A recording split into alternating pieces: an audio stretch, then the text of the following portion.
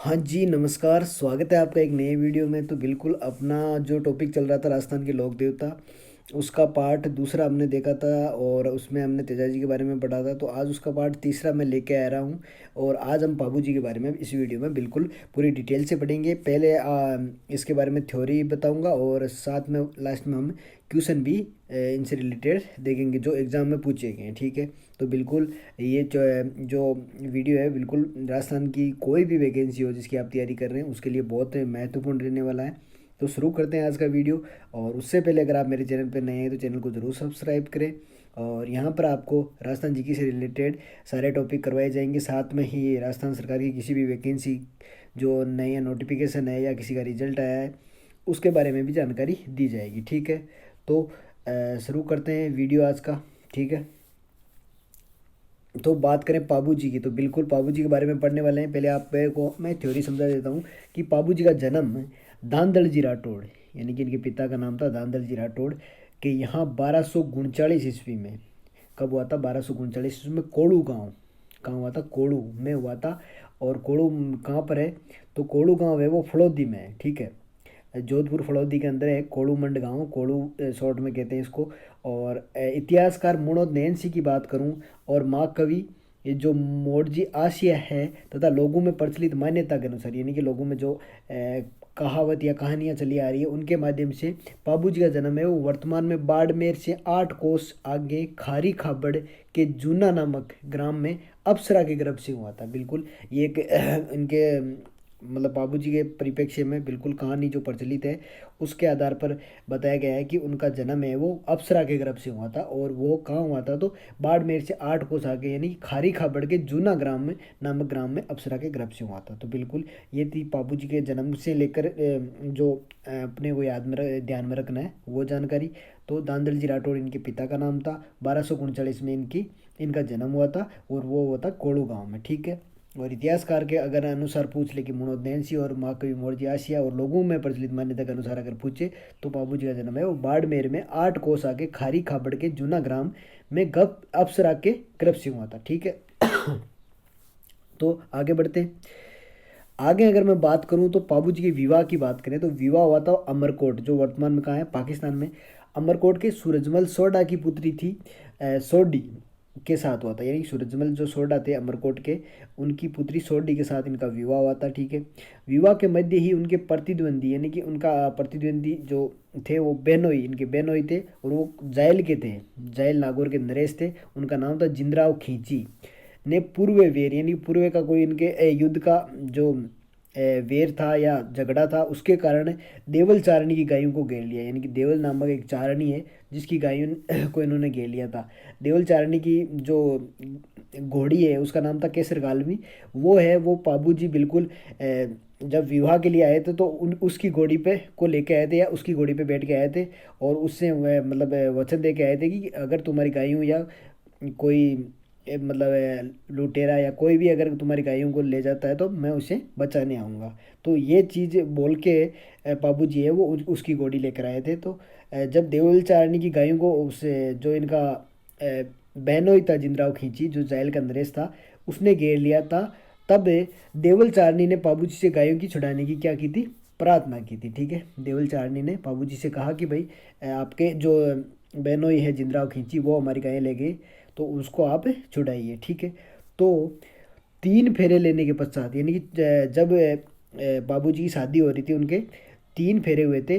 चौथे फेरे से पूर्व ही वे देवल चारणी की केसर कालमी पर घोड़ी पर सवार होकर गायों की रक्षा रवाना हो गए, यानी उन्होंने पूरे फेरे भी नहीं लिए, मात्र 3 फेरे लिए थे। मतलब चौथा फेरा स्टार्ट हुआ था। ठीक है, उससे पूर्व ही वो क्या जो उनकी घोड़ी थी केसर कालमी घोड़ी जो देवल चारणी की थी उस पर सवार होकर वो गायों की रक्षा करने के लिए वहाँ से रवाना हो गए। ठीक है, कड़े संघर्ष के में 1276 ईस्वी में, यानी कि कब संघर्ष हुआ इनका? 1276 ईस्वी में बाबूजी अनेक साथियों सहित वीर गति को प्राप्त हुए थे। ठीक है, जो अपने नरेश थे जो जायल के जिंदराव खींची जो इनके बहनोई थे उनके साथ इनका संघर्ष हुआ और बाबूजी इनके साथियों के सहित वीर गतियों को प्राप्त हुए थे। ठीक है, तो आगे बात करूं मैं अगर तो आगे है कि वीरता, प्रतिज्ञा पालन, त्याग, शरणागत, वात्सल्य एवं गोरक्षा हेतु बलिदान होने के कारण जनमानस इन्हें लोक देवता के रूप में पूजता है। मतलब हम लोक देवता के रूप में इन्हें क्यों पूजते हैं, तो इनकी वीरता के कारण, इनकी प्रतिज्ञा पालन के कारण, त्याग और शरणागत,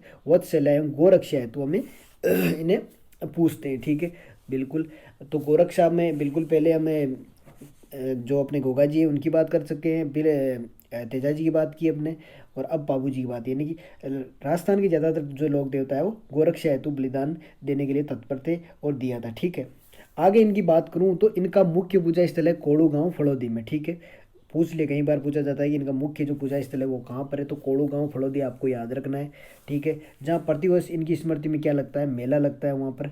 और इनका प्रतीक चिन्ह हाथ में भाला लिए हुए अश्वरोही के रूप में, बिल्कुल घोड़े पे सवार है, हाथ में भाला लिए हुए इनका प्रतीक चिन्ह है। ठीक है, और आगे अगर बात करूं कि पाबू जी को क्या मानते हैं, तो बिल्कुल पाबू जी को ऊँटों के देवता के रूप में पूजा जाता है, क्योंकि मारवाड़ में, जो अपना मारवाड़ है उसमें सर्वप्रथम ऊँट लाने का श्रेय किसको दिया जाता है, पाबू जी को दिया जाता है, इसलिए पाबू जी को ऊँटों के देवता के रूप में पूजा जाता है।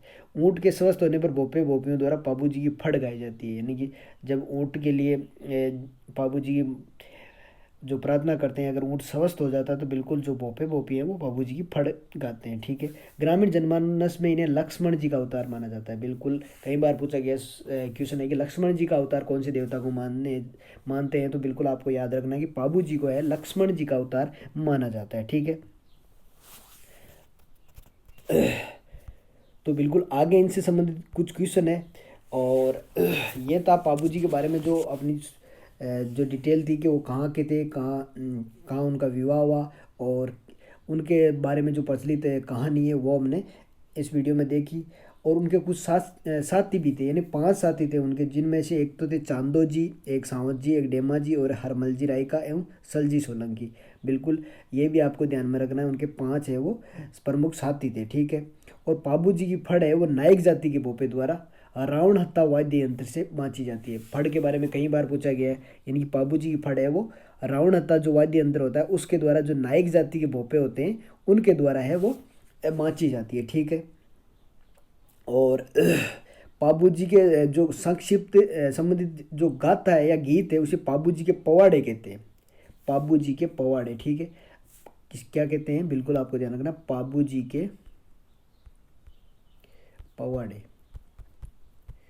इनके गीतों को क्या कहते हैं, पाबू जी के पवाड़े कहते हैं। और ये माट वाद्य यंत्र के साथ, यानी कौन से वाद्य यंत्र, माट वाद्य यंत्र, माट वाद्य यंत्र के साथ नायक एवं रेबारी जाति द्वारा गाए जाते हैं। यानी कि पाबू जी की फड़ तो है वो रावणत्या वाद्य यंत्र के साथ नायक जाति के भोपे, और पाबू जी के पवाड़े है वो माट वाद्य यंत्र के साथ नायक व रेबारी जाति द्वारा गाया जाता है। तो ये चीज़ भी आपको साथ में आपको ध्यान में रखनी है। ठीक है, और ऊँटों के पालक या ऊँटों के रक्षक भी है, और राय का जो रेबारी है वो ऊँट पालते हैं, तो उनके लिए ये क्या है, आराध्य देव है, यानी कि अपना मुख्य आराध्य देव वो पाबू जी को मानते हैं। जो भी राय का है, रेबारी है, जो ऊँट पालक जाती हैं, ठीक है, जो ऊँट पालती है वो पाबू जी को है अपना आराध्य देव है मानते हैं।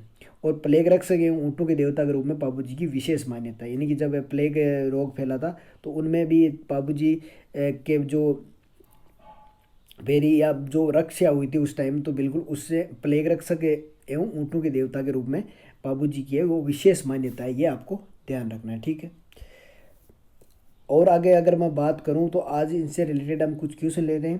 पहला अगर क्वेश्चन है, बात करें पाबू जी के बारे में, तो पाबू जी किस वंश से संबंधित थे। बिल्कुल, अभी हमने देखा पाबू जी के पिता कौन थे, तो राठौड़ थे, जो धांधल जी, तो ये भी क्या थे, जाति के राठौड़ थे। ठीक है, तो पाबू जी के वंश से संबंधित अगर पूछे आपसे कि किस वंश से थे, तो ये राठौड़ वंश से थे। ठीक है, अगला क्वेश्चन देखते हैं। अगला क्वेश्चन है कि पाबू जी को निम्न में से किस नाम से नहीं जाना जाता, ये बताना है। यानी कि 3 तो ऐसे नाम है जिनके नाम से पाबू जी को जाना जाता है, और एक ऐसा नाम है जिसके नाम से ये नहीं जाने जाते। तो प्लेग रक्षक बिल्कुल हमने पढ़ा था, जाना जाता है, ये तो राइट हो जाएगा। ऊँटों के देवता बिल्कुल इन्हें कहते हैं। जार पीर इन्हें नहीं कहते, लेकिन लक्ष्मण का अवतार इन्हें बोलते हैं, यानी कि अपना आंसर हो जाएगा सी। यानी कि जार पीर किसको कहते हैं, तो जार पीर हमने पढ़ा था गोगा जी को बोलते हैं। गोगा जी को क्या कहते हैं, जहार पीर। ठीक है, तो ये चीज़ आपको ध्यान में रखनी है इन पाबू जी के अन्य नामों के। आगे बात करूं कि पाबू जी के फड़ को क्रमशः नायक व रायिका जाति द्वारा किन वाद्य यंत्रों के साथ बाजा जाता है। बिल्कुल अभी हमने चर्चा की थी, नायक और रायिका जाति इनके मतलब पाबू जी की फड़ बाजते हैं।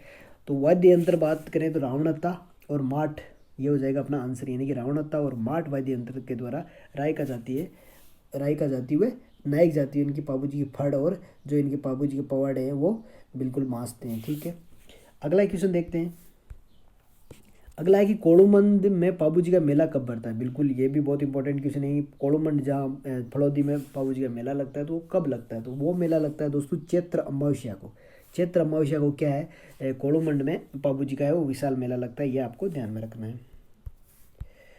आगे अगर बात करूँ पाबू जी के जीवन पर लिखी जो पुस्तक है पाबू प्रकाश, पाबू प्रकाश जो पाबू जी के जीवन पर लिखी हुई पुस्तक है वो किसने लिखी थी।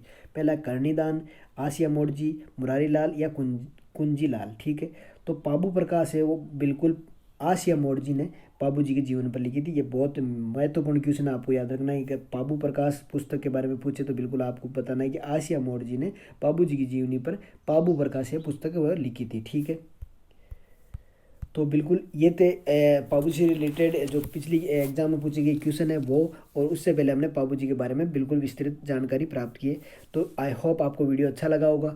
और बता दूं कि मतलब पाबू जी से संबंधित बिल्कुल जो भी क्वेश्चन बन रहे थे वो सारे मैं इस वीडियो में लेकर आया हूँ।